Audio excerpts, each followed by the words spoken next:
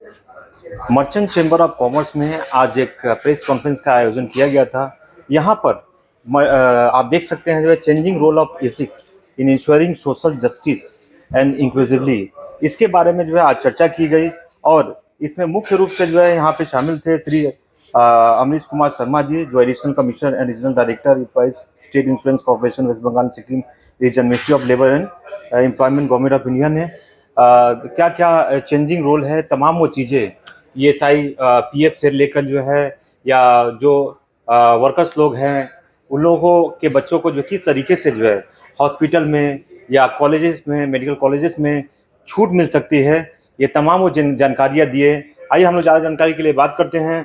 तो यहाँ उपस्थित हैं अमरीश कुमार शर्मा जी, ये इनका क्या इस विषय में विचार है एवं आज का प्रोग्राम का क्या उद्देश्य रहा सर? आज के प्रोग्राम तो अवेयरनेस था मेनली। हमारे जो एम्प्लॉयर हैं उनके रिप्रेजेंटेटिव हैं, आईपीएस के रिप्रेजेंटेटिव हैं, वो लोग उपस्थित हुए थे। ईएसआई बेनिफिट्स के ईएसआई के जितने भी बेनिफिट्स हैं उनके बारे में उनको जानकारी दी गई है और कवरेज के बारे में उनको बताया गया है। और इस तरह से ईएसआई के पूरे बेनिफिट्स जो है हम लोग जो देते हैं उनके बारे में उनको अवेयरनेस के रूप में बताया गया है। हमारे यहाँ जो एम्प्लॉयज़, जो हमारे आईपीएस के जो बच्चे हैं, उनको एक मेडिकल, हमारे जो मेडिकल कॉलेज है जोका में है, ऑल ओवर इंडिया में उनके आईपी वार्ड्स हैं। नीट के थ्रू वो लोगों के लिए रिजर्वेशन है, 15% स्टेट कोटा है। और अनेक जो मेडिकल लाभ है वो भी उनको मिलते हैं। ईएसआई का जो बेनिफिट है कितना सैलरी को लेकर हमारा जो 21,000 के जो आईपी पे आते हैं उनको सैलरी वो कवर होते हैं और उनके डिपेंडेंट्स कवर होते हैं। और क्या क्या नया स्कीम्स आपने इस बार जो इसमें हम लोगों का चल रहा है, हमारा टेली मेडिसिन है, होम डिलीवरी है, हम लोग आधार सीडिंग कर रहे हैं, है ना। और जो बेनिफिट्स, मेडिकल बेनिफिट हमारे यहाँ नहीं है, प्राइवेट हॉस्पिटल्स के थ्रू हम लोग दे रहे हैं। मोर देन 50 हॉस्पिटल्स यहाँ पर हैं, ठीक है ना। तो थैंक यू। सबसे बड़ी बात ये है कि ये चूँकि मैं एमएसएमई सेगमेंट से बिलोंग और एमएसएमई काउंसिल को देखता हूँ चेंबर का, तो मैं एमएसएमई के लिए स्पेशली बोलता हूँ कि एमएसएमई में एक अगर इस ढंग का कवरेज होता है वर्कर्स के लिए, स्टाफ्स के लिए, और इतना एक्सटेंसिव कवरेज है जो बहुत चीज़ें हम लोगों को मालूम ही नहीं थी, वो मालूम हुई, तो ये रियल लॉन्ग टर्म में बहुत सारी बेनिफिट देने वाली है। और जैसा कि आपने देखा, मिस्टर शर्मा ने बहुत एलाबोरेटली बताया कि एमएसएमई और नॉर्मल एम्प्लॉयर्स के लिए भी, जो भी वर्कर जो 21,000 से कम की सैलरी पाते हैं, वेतन पाते हैं, उनके सिर्फ उनकी कवरेज नहीं, उनके डिपेंडेंट फैमिली मेम्बर्स, उनकी वाइफ, सबके लिए कवरेज मिलता है। ये कवरेज लॉन्ग टर्म, और सबसे बड़ा बात है किसी भी तरह का कोई गैप नहीं है, किसी भी तरह का कोई कैप नहीं है, हर किसी को हर एनी अमाउंट का कवरेज मिलेगा। इस तरीके से मेडिकल स्टूडेंट्स जो है उनको बेनिफिट मिल सकता है, जो वर्कर के जो बच्चे लोग हैं उन लोगों को किस तरीके से बेनिफिट मिल सबसे बड़ा मेडिकल स्टूडेंट्स का आपने बोला ना, सब ये आपने सुना, अभी 8 मेडिकल कॉलेजेस इनके हैं और 30 पाइपलाइन में है। तो आज इतने एक्स्ट्रा सीट्स बढ़ेंगे। और आईपी जो इंश्योर्ड पर्सन्स हैं, मतलब जो 21,000 से कम वेतन पाने वाले लोग हैं, उनके बच्चे को भी ये फैसिलिटी स्पेशल रिजर्वेशन के तौर पे मिलेगा। बहुत बढ़िया, ये बहुत बड़ा एक स्टेप है, और ये एक नीचे के तबके के लोगों को अपलिफ्टमेंट के लिए।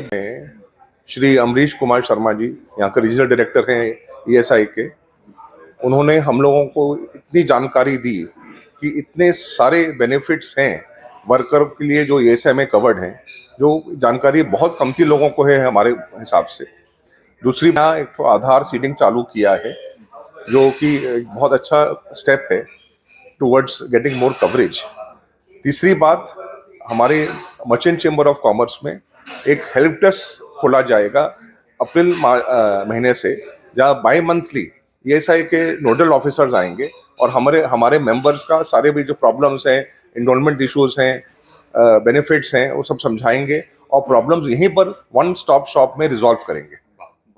तो ये आज बड़ी अच्छी एक सेशन हुई है, जो मैं चाहता हूँ कि ये सारे जो वर्कर्स हैं उनको बेसिक कवरेज मिले और एम्प्लॉयज़ उनको कवर ज़्यादा कर पाएँ, कि उनके परिवारों को ये सारे बेनिफिट और सुविधा उपलब्ध हो।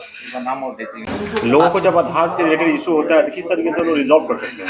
सबसे पहले वो अपने जो नियरेस्ट ब्रांच ऑफिस है वहाँ पे जाके, ब्रांच मैनेजर वहाँ अवेलेबल रहते हैं, और अगर वहाँ भी उनका इशू नहीं रिजॉल्व होता है तो ये दो काम कर सकते हैं, या तो वो IT हेल्प डेस्क को मेल कर सकते हैं सारी डिटेल को बताते हुए, वहाँ से उनको रिजोल्यूशन मिलेगा। नहीं तो वो रीजनल ऑफिस कोलकाता अप्रोच कर सकते हैं, वहाँ उनको प्रायोरिटी पे रिजोल्यूशन। आधार को लिंक करके किस तरीके से बेनिफिट मिल सकता है? आधार को लिंक करने से ये होगा कि उनको जो सर्विस डिलीवरी है उसमें कभी इशू नहीं आएगा। उनका जो आधार नंबर है वो डुप्लीकेट नहीं हो सकता है। जैसे वो कभी होता है कि एक जगह से दूसरी जगह चले गए, वो 2-3 अपना इंश्योरेंस नंबर बना लेते हैं, उसमें होगा। या उनके जगह कोई और बेनिफिट नहीं ले सकता है, या वो कहीं और गए हुए हैं और वो उनके पास इंश्योरेंस नंबर अवेलेबल नहीं है, तो आधार नंबर के थ्रू भी वो अपने सर्विस अवेलेबल। मैं Anmol Anand, deputy director regional office Kolkata. If you comply 20 on an actual basis, but you have not changed your employees data, then the notice will be served on that basis. Then so thereafter you need to update that data regularly. If you have that workers, you show that worker on actual basis. You can show then left, yeah, whatever that. Payment to contribution 78 days for self, 6 months, and 156 days for the family. Treatment would be cashless, and most of it cashless.